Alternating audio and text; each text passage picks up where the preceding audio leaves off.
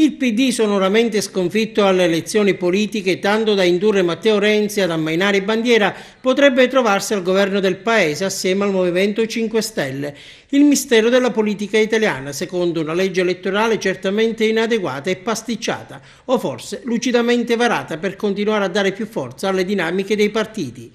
L'ipotesi in campo in fase di verifica ha scatenato tensioni anche all'interno del PD agrigentino, che oggi prende posizione. Ascoltare la base è necessaria e urgente, sono le parole del segretario provinciale Beppe Zambito, parole rivolte a Maurizio Martina e Matteo Renzi.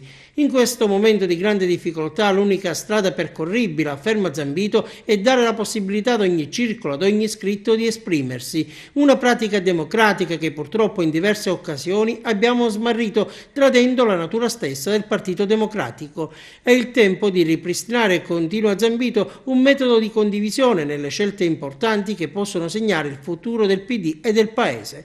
L'Unione Provinciale del PD di Agrigento ha chiesto alla Direzione Nazionale di promuovere un referendum tra i tesserati per consentire ad ognuno di manifestare il proprio punto di vista.